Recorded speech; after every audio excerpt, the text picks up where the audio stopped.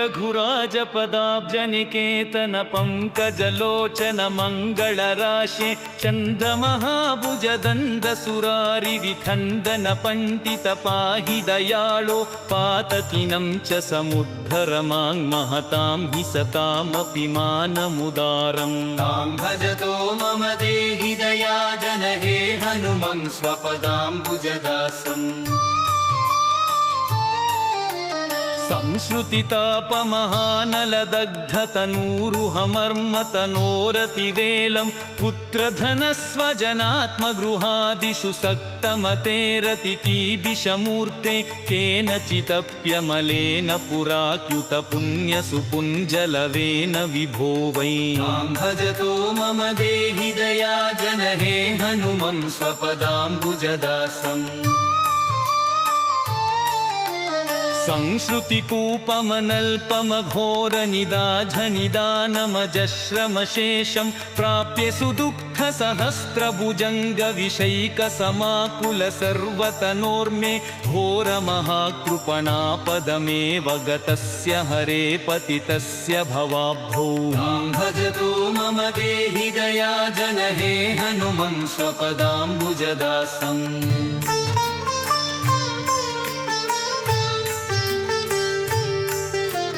संस्वति सिंधु विशाल कराल महाबलकाल चशग्रसनार्तं व्यग्रसमग्रधियं कृपणं च महामदनक्रसुचक्रहुतासं कालमहाकृपणापदमेव गतस्य हरे पतितस्य भवाब्धौ। तां भजतो मम देहि दयाजन हे हनुमं स्वपदाम्बुजदासम्।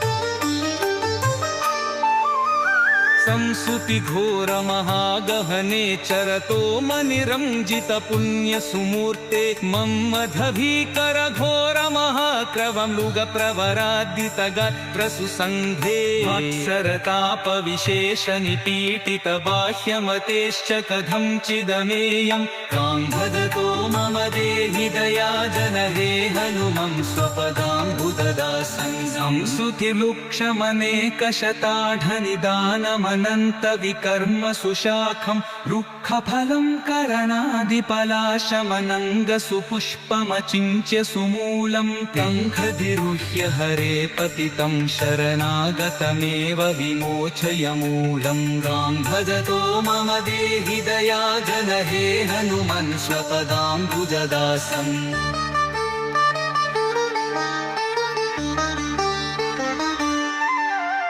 इन्द्रियनामकचोरगणैःकृततत्त्वविवेकमहाधनराशं संसृतिजालनिपातितमेव महाबलिभिश्च विखण्डितकायं मत्पदपद्ममनुत्तममाश्रितमासु कपीश्वर पाहि कृपालो। तां भजतो मम देहि दयाजन हे हनुमन् स्वपदाम्बुजदास्यम्।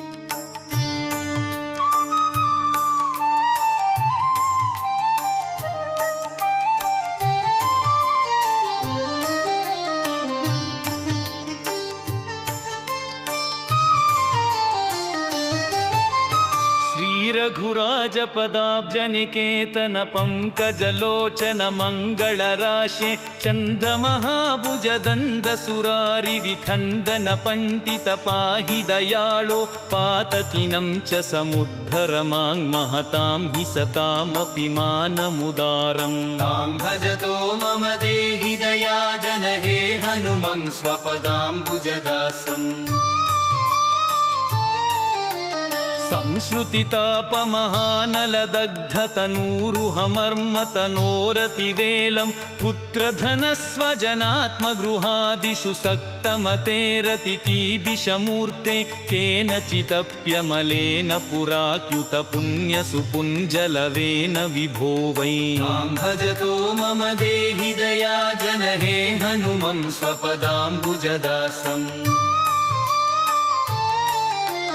संश्रुतिकूपमनल्पमघोरनिदाझनिदानमजश्रमशेषं प्राप्य सुदुःखसहस्रभुजङ्गविषैकसमाकुल सर्वतनोर्मे घोरमहाकृपणापदमेव गतस्य हरे पतितस्य भवाब्धौ भजतो मम देहि दयाजनहे हनुमं स्वपदाम्बुजदासम्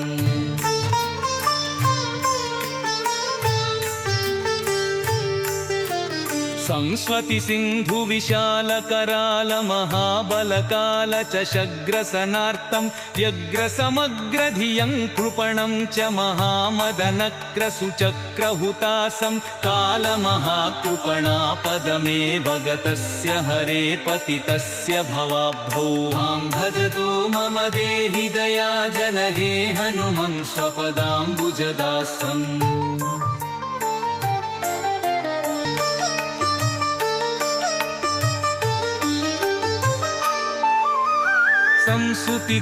संसुतिघोरमहागहने चरतो मनिरञ्जितपुण्यसुमूर्ते मम्मधभीकरघोरमहाक्रवमृगप्रवराद्दितगात्रसुसङ्घे मत्सरतापविशेषनिपीडितबाह्यमतेश्च कथञ्चिदमेयं कां भजतो मम देहि दयाजनहे हनुमं स्वपदाम्बुजदासं संसुतिलुक्षमनेकशताढनिदानमनन्तविकर्म सुशाखं रुक्षफलं करणादिपलाशमनङ्गसुपुष्पमचिन्त्य सुमूलं टङ्कधिरुह्य हरे पतितं शरणागतमेव विमोचय मूलं गां भजतो मम देहि दयाजनहे हनुमन् स्वपदाम्बुजदासम्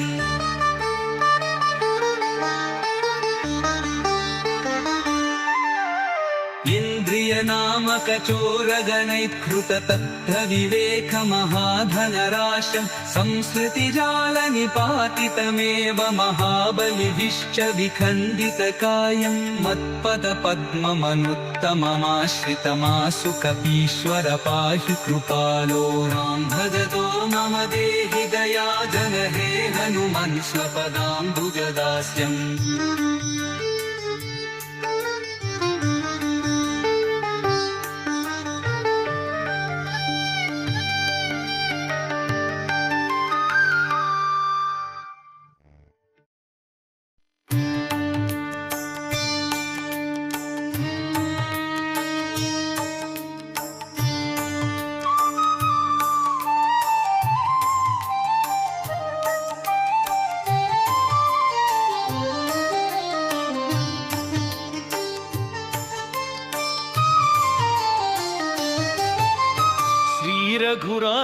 रघुराजपदाब्जनिकेतन पंकजलोचन मंगलराशे चन्द्रमहाभुजदण्डसुरारि विखण्डन पंडित पाहि दयाळो पातकीनं च समुद्धर मां महतां हि सतामपि मानमुदारम् तां भजतो मम देहि दयाजनहे हनुमं स्वपदाम्बुजदासम्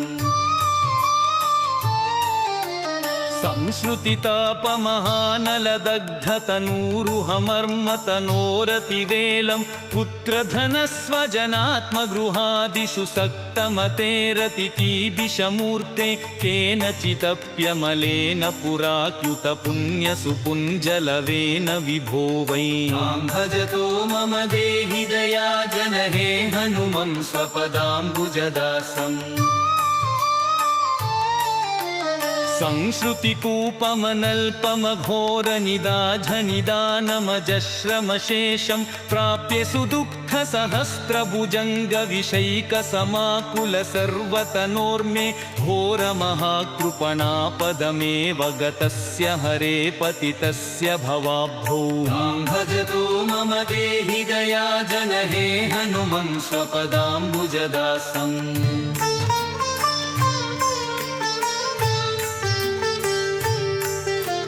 संस्वति सिन्धु विशाल कराल महाबलकाल च शग्रसनार्तं व्यग्रसमग्रधियं कृपणं च महामदनक्रसुचक्रहुतासं कालमहाकृपणापदमेव गतस्य हरे पतितस्य भवाब्धौ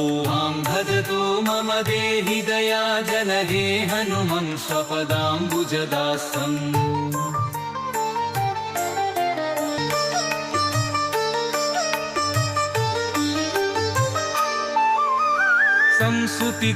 संसुतिघोरमहागहने चरतो मनिरञ्जितपुण्यसुमूर्ते मम्मधभीकरघोरमहाक्रवमृगप्रवरादितगात्रसुसङ्घे अक्षरतापविशेषनिपीडितबाह्यमतेश्च कथञ्चिदमेयं कां भजतो मम देहि दयाजन हे हनुमं स्वपदाम्बुजदासं संसुतिलुक्षमनेकशताढनिदानमनन्तविकर्म सुशाखं रुक्षफलं करणादिपलाशमनङ्गसुपुष्पमचिन्त्य सुमूलं कङ्खधिरुह्य हरे पतितं शरणागतमेव विमोचय मूलं गां भजतो मम देहि दयाजन हे हनुमन् स्वपदाम्बुजदासम्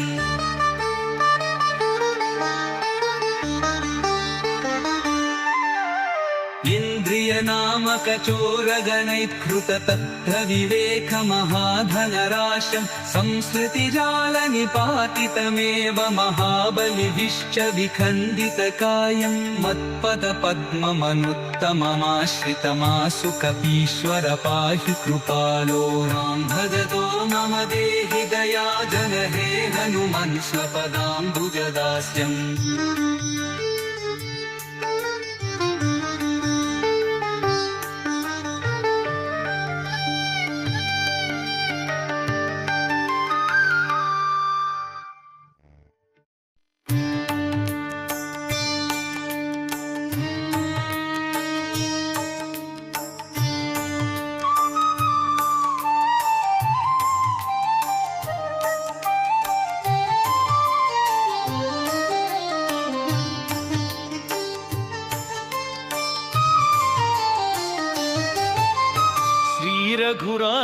रघुराजपदाब्जनिकेतन पंकजलोचन मंगलराशे चन्द्रमहाभुजदण्डसुरारिविखण्डन पण्डित पाहि दयाळो पातकीनं च समुद्धर मां महतां हि सतामपि मानमुदारम् तां भजतो मम देहि दयाजन हे हनुमन् स्वपदाम्बुजदासम्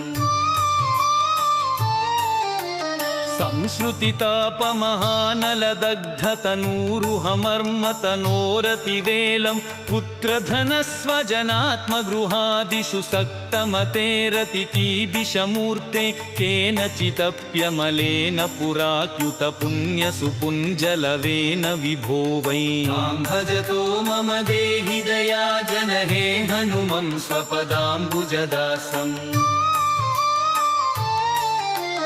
संश्रुतिकूपमनल्पमघोरनिदाझनिदानमजश्रमशेषं प्राप्य सुदुःखसहस्रभुजङ्गविषैकसमाकुलसर्वतनोर्मे घोरमहाकृपणापदमेव गतस्य हरे पतितस्य भवाब्धौ भजतो मम देहि दयाजन हे हनुमन् स्वपदाम्बुजदासम्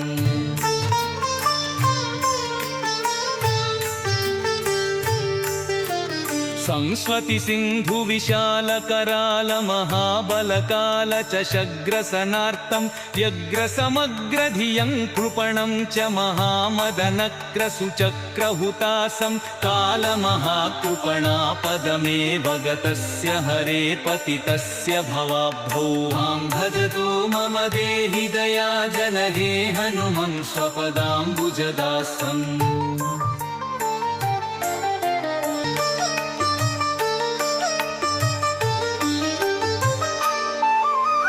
संसुति घोर महागहने चरतो मनिरंजित पुण्य सुमूर्ते मम्मधभीकर घोर महाक्रवं मृग प्रवरादित गात्र सुसंघे मत्सरताप विशेष निपीडित बाह्यमतेश्च कथं चिदमेयं कां भजतो मम देहि दया जन हे हनुमं स्वपदाम्बुजदासं संसुतिलुक्षमनेकशताढनिदानम् अनंत विकर्म सुशाखं रुक्षफलं करणादिपलाशमनंग सुपुष्पमचिन्त्य सुमूलं कंखधिरुह्य हरे पतितं शरणागतमेव विमोचय मूलं गां भजतो मम देहि दया जन हे हनुमन् स्वपदाम्बुजदासम्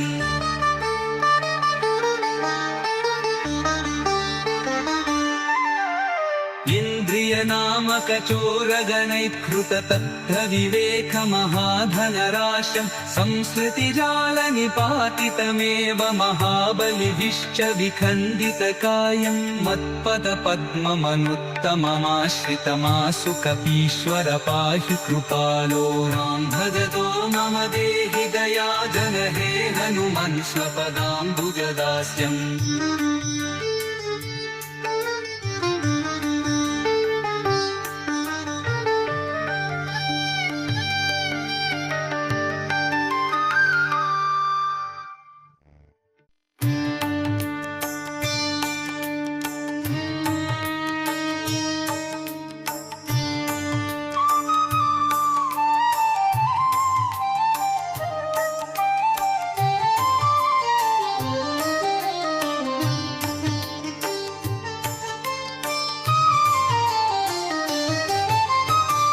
रघुराजपदाब्जनिकेतन पंकजलोचन मंगलराशे चन्द्रमहाभुजदण्डसुरारि विखण्डन पण्डित पाहि दयाळो पातकीनं च समुद्धर मां महतां हि सतामपि मानमुदारम् तां भजतो मम देहि दया जन हे हनुमं स्वपदाम्बुजदासम्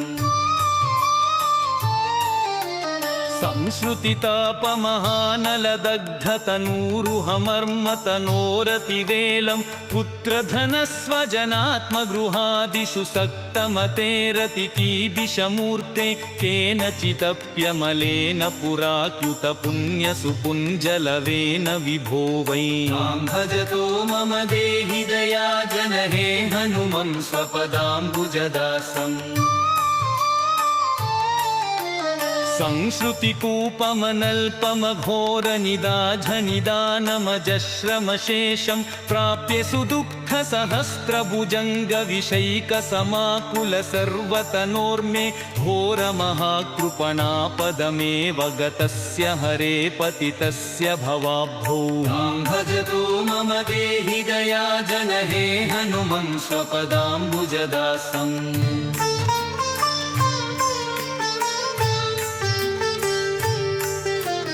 संस्वति सिन्धु विशाल कराल महाबल काल चशग्रसनार्थं व्यग्र समग्र धियं कृपणं च महामदनक्र सुचक्रहुतासं काल महाकृपणापदमेव गतस्य हरे पतितस्य भवाब्धौ मां भजतो मम देहि दया जन हे हनुमं स्वपदाम्बुजदासम्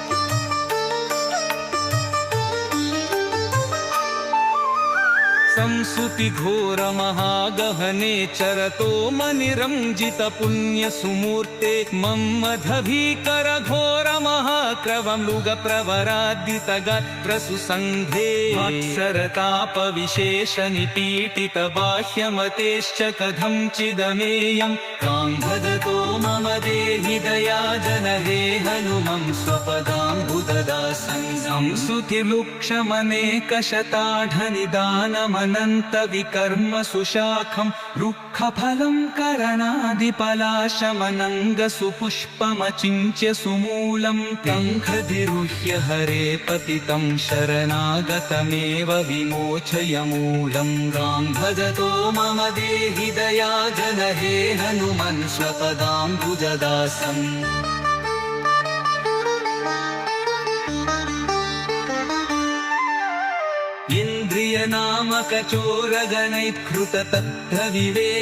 इन्द्रियनामकचोरगणैःकृततत्त्वविवेकमहाधनराशं संस्कृतिजालनिपातितमेव महाबलिभिश्च विखण्डितकायं मत्पदपद्ममनुत्तममाश्रितमासु कपीश्वर पाहि कृपालो रां भजतो मम देहि दयाजनहे हनुमन् स्वपदाम्बुजदास्यम्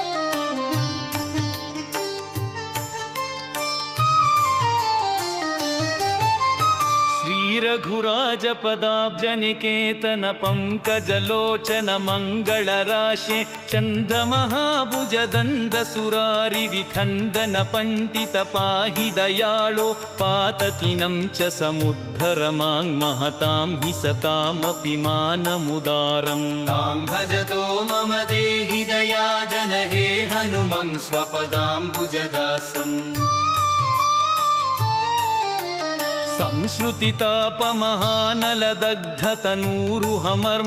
संश्रुतितापमहानलदग्धतनूरुहमर्मतनोरतिवेलं पुत्रधनस्वजनात्मगृहादिषु सक्तमतेरतितीदिशमूर्ते केनचिदप्यमलेन पुराच्युतपुण्यसुपुञ्जलवेन विभो वै मां भजतो मम देहि दयाजनहे हनुमं स्वपदाम्बुजदासम्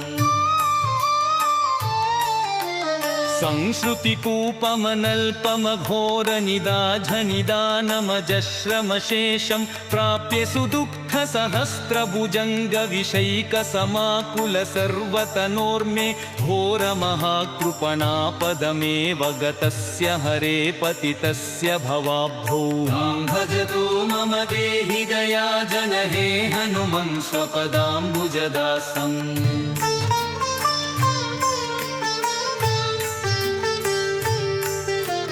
संस्वति सिंधु विशाल कराल महाबलकाल चशग्रसनार्तं व्यग्रसमग्रधियं कृपणं च महामदनक्रसुचक्रहुतासं कालमहाकृपणापदमेव गतस्य हरे पतितस्य भवाब्धौ मां भजतो मम देहि दयाजनहे हनुमं स्वपदाम्बुजदासम्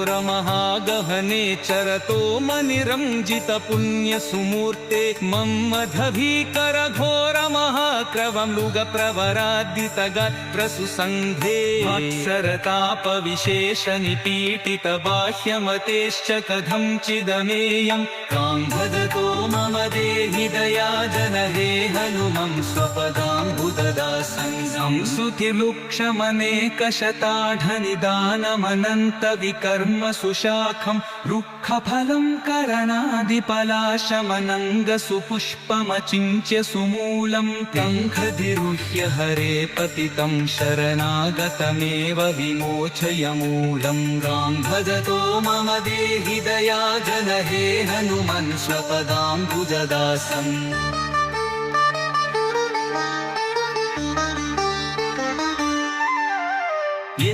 इन्द्रियनामकचोरगणैः संस्कृतिजालनिपातितमेव महाबलिभिश्च विखण्डितकायं मत्पदपद्ममनुत्तममाश्रितमासु कपीश्वर पाहि कृपालो राम भजतो मम देहि दयाजन हे हनुमन् स्वपदाम्बुजदास्यम्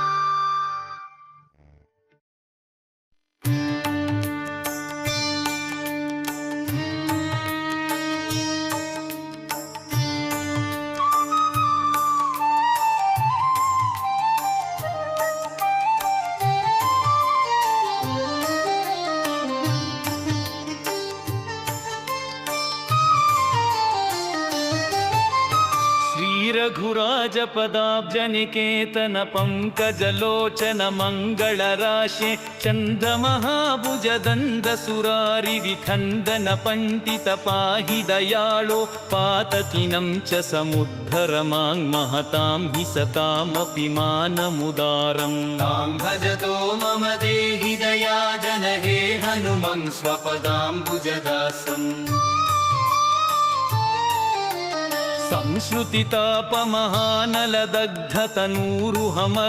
संश्रुतितापमहानलदग्धतनूरुहमर्मतनोरतिवेलं पुत्रधनस्वजनात्मगृहादिषु सक्तमतेरतितीदिशमूर्ते केनचिदप्यमलेन पुराच्युतपुण्यसुपुञ्जलवेन विभो वै तां भजतो मम देहि दयाजन हे हनुमन् स्वपदाम्बुजदासम्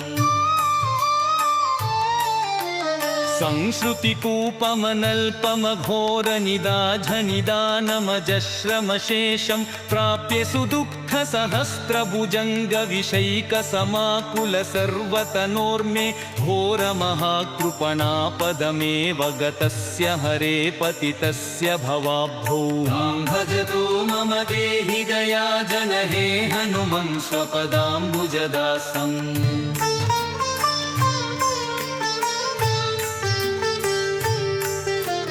संस्वति सिन्धु विशाल कराल महाबलकाल च शग्रसनार्तं व्यग्रसमग्रधियं कृपणं च महामदनक्रसुचक्रहुतासं कालमहाकृपणापदमेव गतस्य हरे पतितस्य भवाब्धौ तां भजतो मम देहि दयाजन हे हनुमन् स्वपदाम्बुजदासम्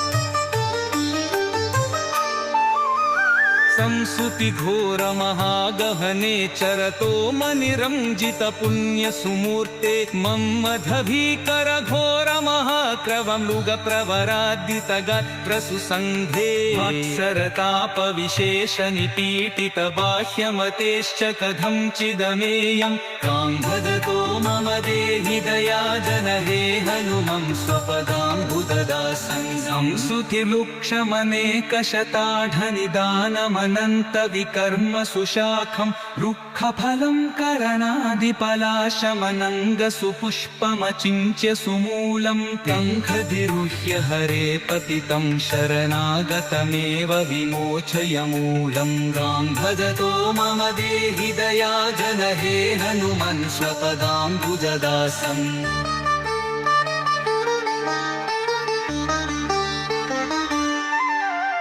इन्द्रियनामकचोरगणैः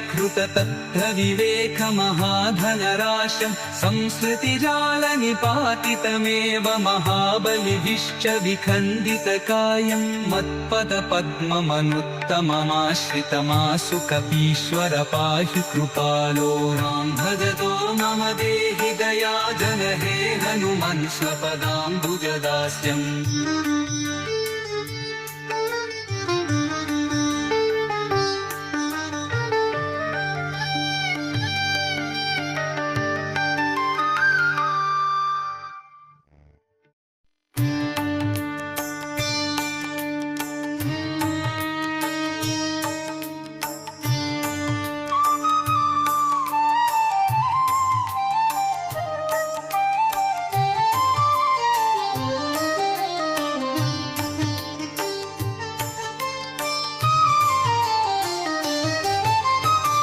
श्रीरघुराजपदाब्जनिकेतन पङ्कजलोचन मङ्गलराशे चन्दमहाभुजदन्दसुरारिविखण्डन पण्डित पाहि दयाळो पातकिनं च समुद्धर मां महतां हि सतामपि मानमुदारम् तां भजतो मम देहि दयाजन हे हनुमं स्वपदाम्बुजदासम्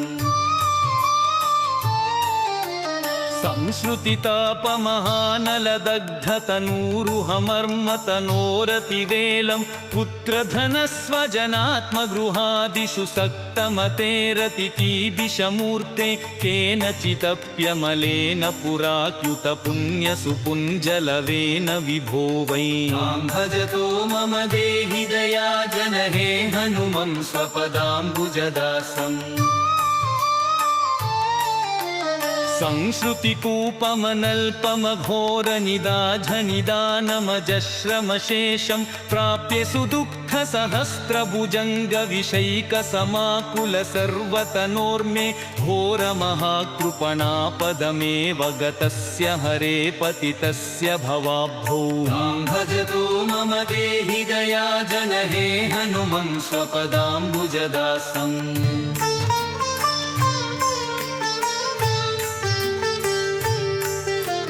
संस्वति सिन्धु विशाल कराल महाबलकाल चशग्रसनार्तं व्यग्रसमग्रधियं कृपणं च महामदनक्रसुचक्रहुतासं कालमहाकृपणापदमेव गतस्य हरे पतितस्य भवाब्धौ तां भजतो मम देहि दयाजन हे हनुमं स्वपदाम्बुजदासम्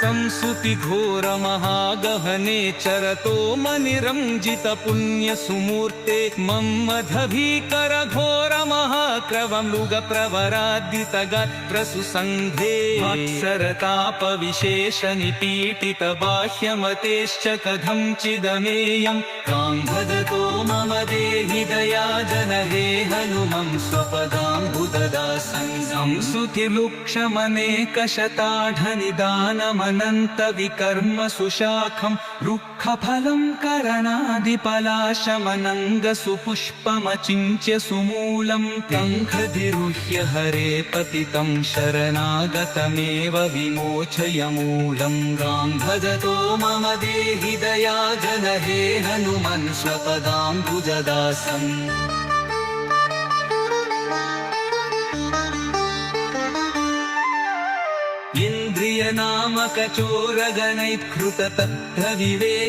इन्द्रियनामकचोरगणैकृततत्त्वविवेकमहाधनराशं संस्कृतिजालनिपातितमेव महाबलिभिश्च विखण्डितकायं मत्पदपद्ममनुत्तममाश्रितमासु कपीश्वर पाहि कृपालो रां भजतो मम देहि दयाजन हे हनुमन् स्वपदाम्बुजदास्यम्